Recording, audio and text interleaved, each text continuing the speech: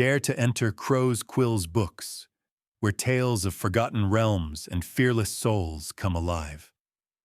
Today's journey, Plato Wyngard and the Armour of the Gods, Prologue to Chapter 4, by Mark and James Lindsay. Will you uncover the truth hidden in the shadows? Prologue. 1976, Gambela National Park, Ethiopia.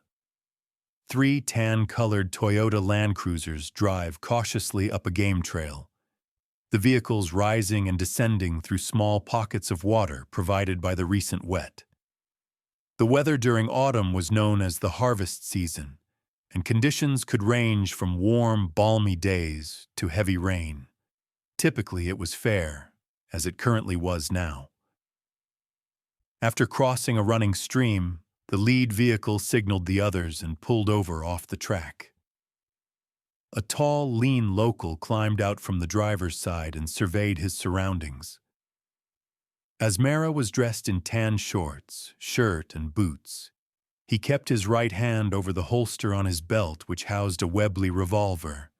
Not that he feared danger, but rather from old habits. Once satisfied that they were safe, he signaled to the others that the coast was clear. People poured out from the vehicles, grateful for the chance to escape the humidity of the trucks.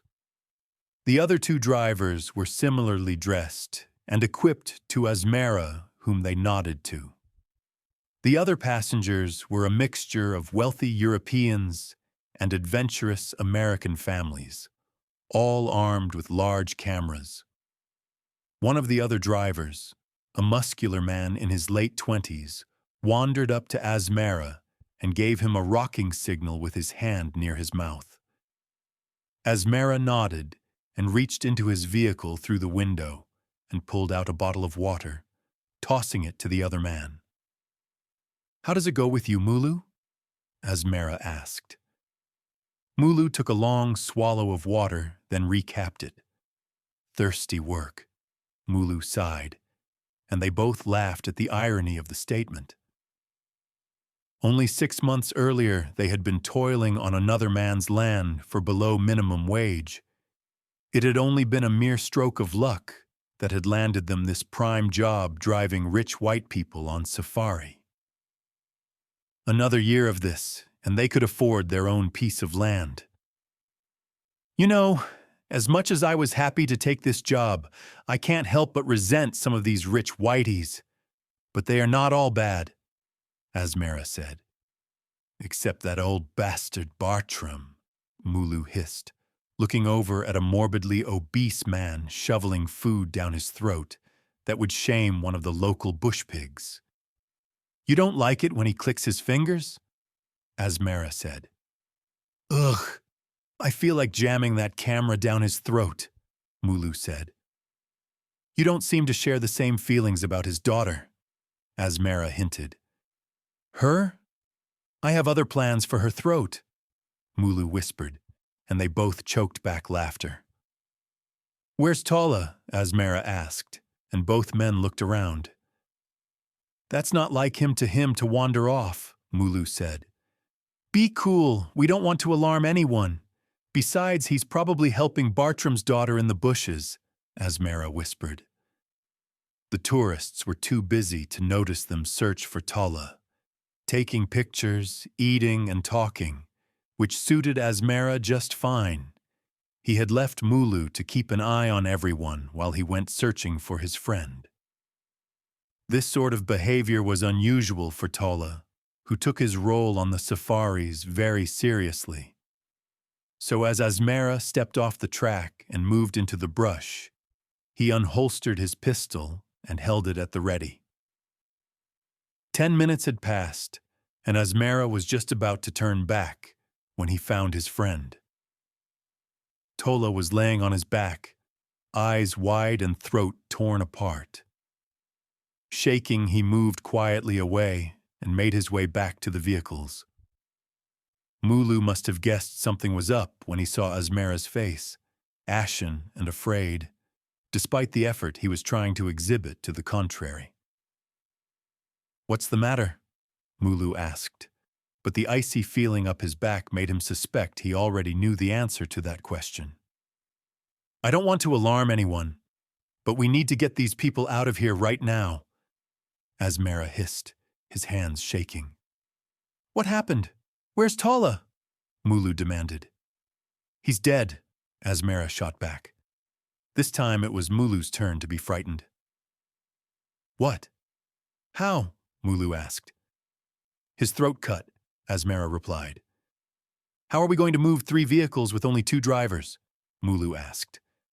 This revelation had not occurred to Asmara. "Shit, what are we going to do?"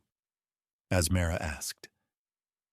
There was no response from Mulu, whose eyes had now gone wide. "Mulu!" Asmara shook his friend, who slumped forward into his arms, the back of his head a soggy red mess. Screams started to erupt from the tourists as black-clad men burst from the undergrowth. Weapons raised, they proceeded to fire into the men within Asmara's party. "Run!" Asmara screamed just as bullets peppered his chest. He fell against the vehicle and started to slump towards the ground, watching in horror as the black-clad men rounded up the women in the group and proceeded to tie them up. Asmara was still alive, barely, as one of the men strode up to him and removed the balaclava from his head. He was white. Looking down at Asmara, he regarded the safari driver with interest with his one good eye, the other a dead, milky white in color. "Thank you for bringing them here. You've made my job so much easier," the man said, and raised his pistol. The last thing Asmara saw was a brief flash, then nothing. Chapter 1. Plato entered the hangar and watched as a small team of techs worked vigilantly on his beloved Fairchild C-123, or as any pilot who had the privilege to fly one preferred to call it, the Thunder Pig. A plethora of bullet holes covered the right side turbine, including the blackened remains of what had been an intense fire. They say another 2 days. Plato spun around to find his partner and longtime friend Luther Macbeth walking towards him. His 6'5" linebacker's frame huge in comparison with the Vietnamese locals. 2 days. What are we going to do for 2 days? Plato asked sarcastically. It'll be nice to have some downtime, Luther mused. You've been riding me hard for weeks. Really? No one put a gun to your head? The way I see, I'm taking the stress of the locals, Plato said. How so, brother? Luther said with a raised eyebrow. If I wasn't keeping you busy, the local bars and brothels would have their hands full, Plato said. Is that a fact? Luther said. That, sir, is a fact. So what I'm doing is conducting a community service, Plato said, struggling to keep a straight face.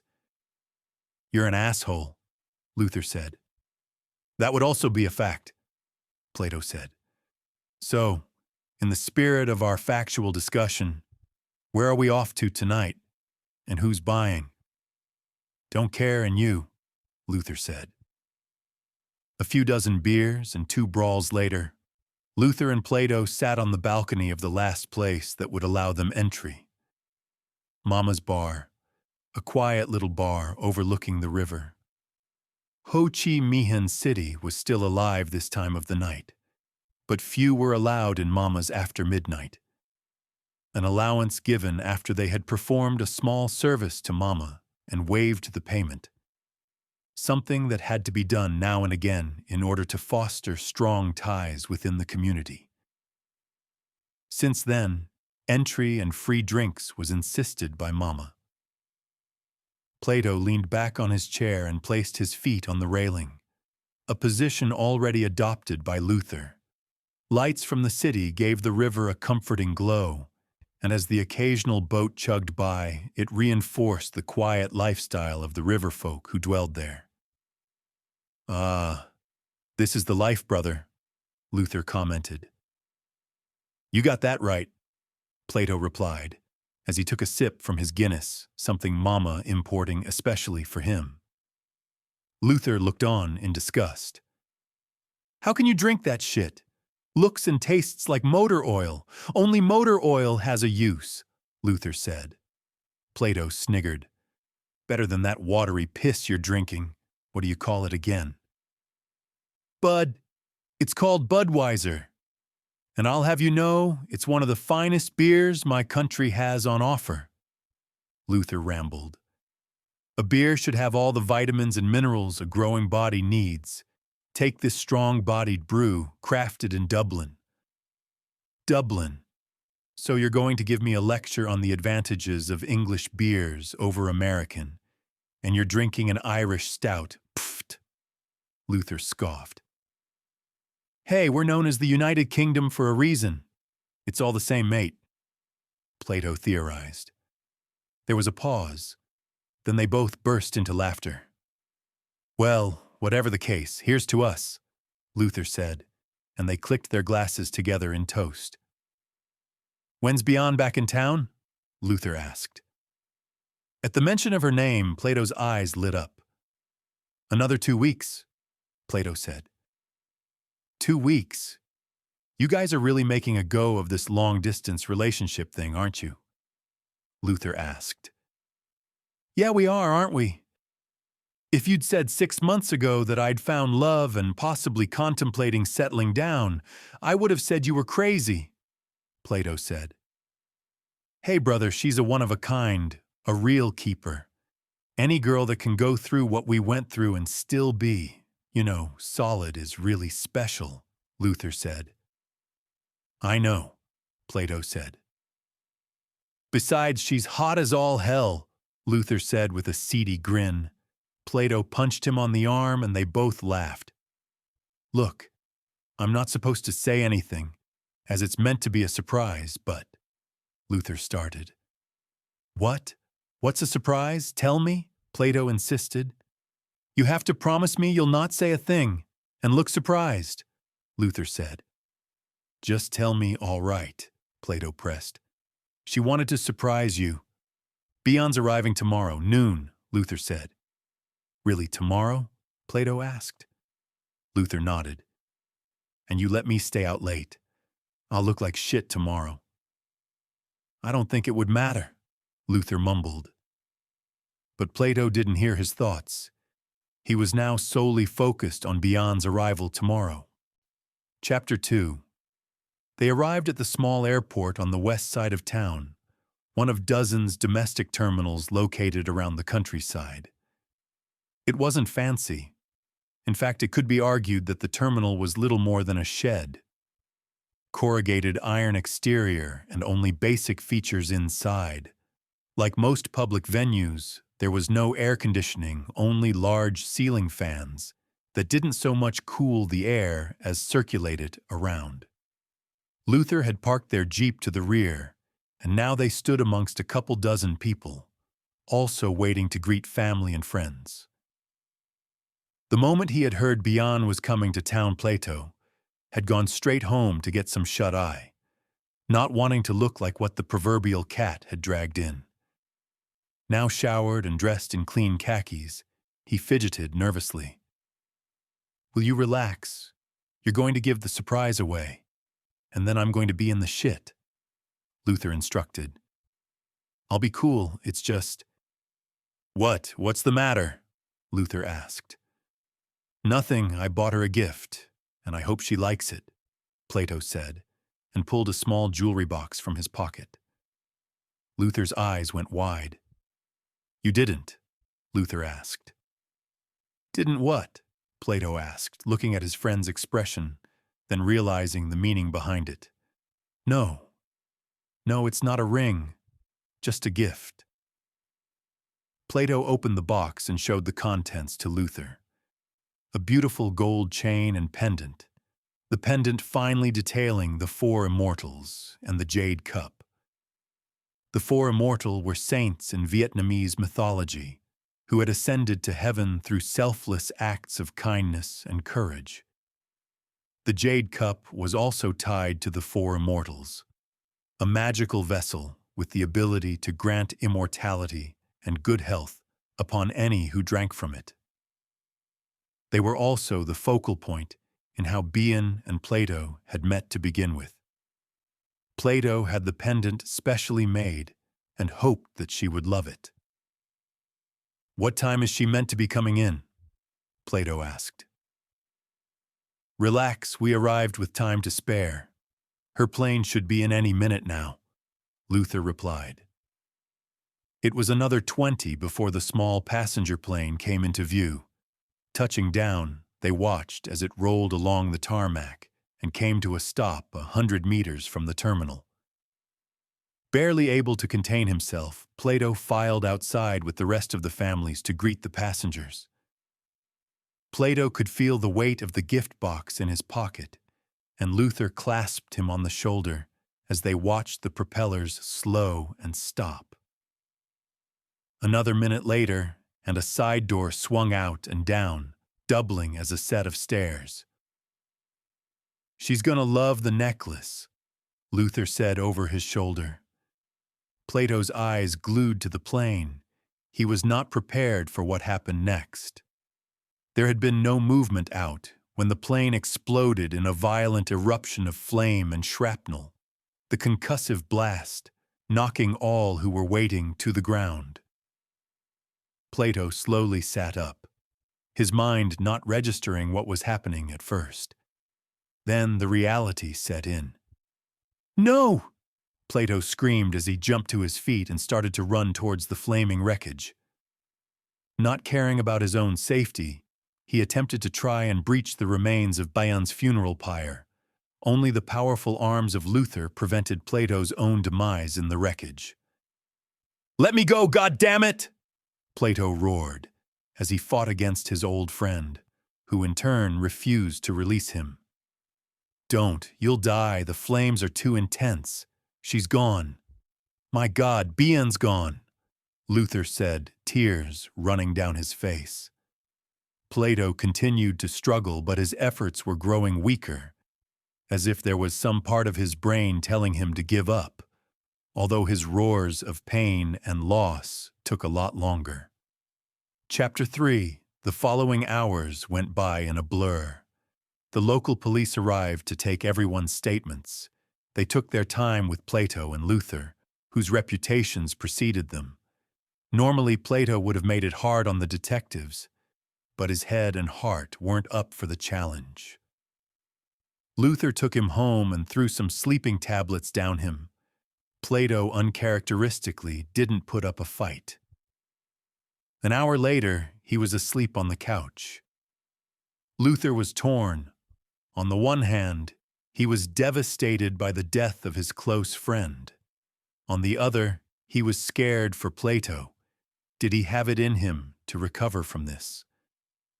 The following morning, 2 detectives arrived on their doorstep, despite his argument that he could not answer any questions asked. They insisted on talking to Plato as well. It took nearly 10 minutes for Luther to rouse his partner from his chemically induced slumber. A pot of coffee barely able to instill rational, clear thought. Plato slumped down in a chair opposite the 2 detectives, his face looking down. The 2 detectives were polar opposites. Detective Mai, a thick, heavy-set older man in his 50s, looked as if he had seen everything the job had to offer. His partner, Detective Pan, a young man in his mid-20s, obviously an ex-officer from the war, eager and keen. Tradition dictated that the older Detective Mai would do the talking. "Mr. Wyngard, we have spoken to all of the other families involved in the accident yesterday, farmers and laborers. Can you tell me, did Miss Lamb have any enemies that would wish to see her come to harm?" Date Mai asked. "I don't understand," Plato asked. Date Mai cleared his throat, annoyed at Plato's evasiveness. After a pause, he repeated the question. "I don't see how any of this has anything to do with what happened yesterday," Plato replied. "You and your associate have a reputation in the community. The fact that you were even there raises suspicion, so can you please answer the question? Date-mai said. It was obvious that he wasn't used to people questioning his authority. Plato thought back to their dealing with their business with the four immortals, and how General Tun, Viper, and Wraith were now dead. No, she was a gentle person, loved by many, Plato said with complete certainty. Plato's honesty must have shone through as Date-mai sighed with frustration. Excuse me, detective. As much as we appreciate everything you're doing, why the 20 questions? Luther asked. To be perfectly honest, we are not in the habit of being involved in this sort of thing. However, the implications behind the explosion are less than innocent, Date-mai said. Plato's reaction was less than sedate. What are you saying? Plato roared, jumping up from his chair. Calm down, Mr. Wyngard. I will not ask again, Date-mai stated coolly. Please tell us the truth, Luther asked. From what our experts have been able to tell us, the accident that led to the death of your friend, as well as 24 others, was the work of a remote detonated explosive, Date-mai said, gauging Plato's response. Plato sat in stunned silence. His breathing quickened. I can't believe it, Luther said, trying his best to appear shocked and clueless. Date-mai watched them both closely, and after a long pause decided that he had exhausted his line of questioning. Well, if you think of anything, please call me, Date-mai said, and handed Luther a card. Thank you, detective, Luther replied, and walked them out. Plato remained on his chair, his face now a mask of fury. The front door closed, and Luther entered the room. Before we jump to... Did you hear what he said? This was planned, Plato said through gritted teeth. I heard him, brother. What do you want to do? Luther asked. Find the bastards and make them pay, Plato growled. Chapter 4. Bion's funeral was a traditional affair conducted by the entire village. The loss and sorrow felt by everyone, even though they never married. Plato's love and commitment was never questioned. Condolences given as if they had been betrothed. After the ceremony, Plato sat on the edge of the river, silent and brooding, Luther and their old friend not finding him easily. I never got the chance to ask her to marry me, Plato said softly. It's all right, brother, Luther said. No, it's not, but maybe I can square the ledger, Plato said, a fire creeping into his voice. I'm glad to hear you say that, a voice said from behind. It was Mr. Chu, his presence only a shadow of what it had been.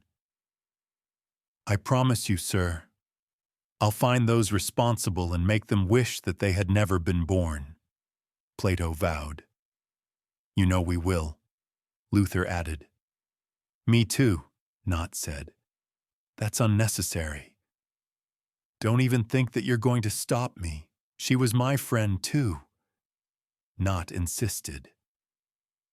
Fine, you're in, but this will be bloody, so I don't want anyone pulling any morality crap on me. Because if anyone has any knowledge of who did this, then they're guilty by association, and they will have to pay the piper. The days that followed were a whirlwind of shakedowns and unpleasant visits to the who's who of scumbags and degenerates in Ho Chi Minh City, who were now regretting their current career paths. On the third day, their pace and lack of rest was taking its toll on Luther and Nat. Plato, on the other hand, hadn't slept a wink, personal vengeance driving him on. As they sat within their hangar, a delivery man arrived with a package. What's this? Luther asked. Don't know, don't care, but I was paid good money to ensure a Plato Wyngard received this, the delivery man stated. Upon hearing this, Plato strode over to him. his expression a complex mask of fatigue, anger, and pain. "What have you got for me?" Plato growled. The delivery man went pale at the sight, and request from Plato, he handed the package over, looked around nervously, then exited quietly. "What is it?" Not asked as he came over. Plato ignored the question as he removed a knife from his belt and proceeded to cut through the heavy tape holding the package together. Inside the package was an intricately carved timber box, the symbol of a wolf amongst a thorny bush. "Is that what I think it is?" Luther asked. Plato placed the box on the table and took a deep breath as he ran a hand through his thick stubble. Plato's jaw tensed as he unlocked the latch on the box and slowly threw back the lid. Inside the box was a remote detonator and an envelope with his name on the front, written in perfect calligraphy and sealed with wax. Plato's hands were shaking with rage. He fumbled as he broke the seal and removed the letter within. "Plato, through your own actions, you have caused the death of Bienlam. This was done without regret, and for one reason only, to cause you pain. Not only did you interfere, but you humiliated me, and I never, ever forget. So while you grieve, believe this. One day I will come for you, and until that day arrives, wallow in fear knowing that death awaits. Malekai." The letter dropped from Plato's grasp as he clenched his fists in rage, bringing them down on top of the box and table. Again and again and again. Plato's screams of torment and pain ringing out into the night. Plato awoke with a start. The sounds of raised voices and heated discussion. Faint in the distance, he felt disorientation. He didn't remember going to sleep. Obviously, Luther had put him to bed. He was still dressed and his throat parched. He ever so slowly sat up and climbed to his feet. The voices outside his room getting louder, he headed in their direction. Luther and Nhat were eating lunch when the 5 figures entered their apartment, weapons raised. Luther cursed himself inwardly, realizing that neither Nhat nor himself were armed. They recognized 2 of the 5 armed intruders, Caelin and Gabriel. They had met briefly in the Temple of the Jade Cup. Now, after receiving the news from Malekai that the Guild of Wolves were behind Bion's death, they were ill-prepared for their current situation.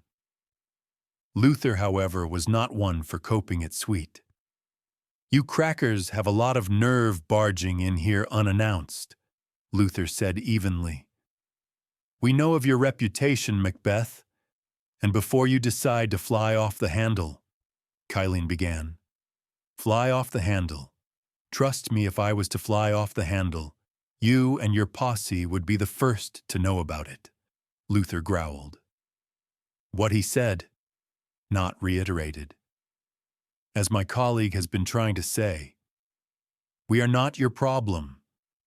In fact, if we had wanted to cause you harm, you would be dead already, Gabriel said.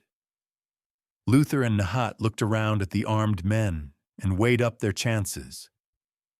Both parties were completely unprepared as Plato kicked the door open with his M16 assault rifle raised.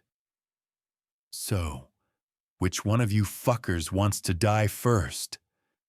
Plato growled, looking like he'd just crawled out of hell right after slapping the devil around first. Gabriel and Caelin were unarmed, their pistols holstered. The other 3 guild members, while armed, were not prepared for Plato's wrath. Caelin, who was obviously the senior of the team, signaled for his men to lower their weapons. Once the threat had been removed, he faced Plato, who still had his rifle raised. "Give me one reason why I shouldn't end your miserable lives right now?" Plato asked. "I'll give you 3, Caelin replied. "I'm listening," Plato said. "1, it wasn't the guild, only Malekai. 2. We have orders to deal with him. And 3. Pull that trigger and the guild will destroy you and your friends, Kylian said calmly. Let us worry about that, Luther replied. He's right. We're not particularly concerned with your guild, Plato spat. Well, you should be. Look, we're wandering off point here. I came as an act of good faith. Good faith. 5 men armed to the teeth. Not interrupted. Regardless, I'm here to inform you of the guild's condolences, as well as to tell you that Malekai went rogue with his little stunt. Stunt. A couple dozen people died. Bayan died. In that little stunt. Plato hissed. I'm sorry, poor choice of words, Kylian replied. Because of his actions, the guild has decided to terminate Malekai with extreme prejudice. You won't have to worry about him again. You people make me sick. I spent years tracking you assholes down. Can you tell me about my father? Plato insisted. I'm sorry, I'm not in any position to tell. Get out.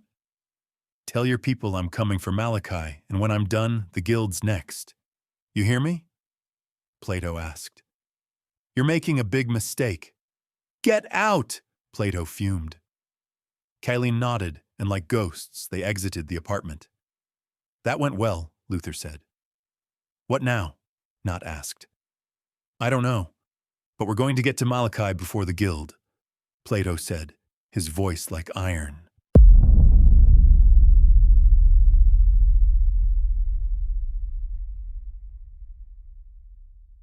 That seals today's tale in shadows. We hope Plato Wyngard and the Armour of the Gods has drawn you deeper into its enigma. Return soon to Crow's Quill's books, where the next chapter awaits, whispering secrets yet untold.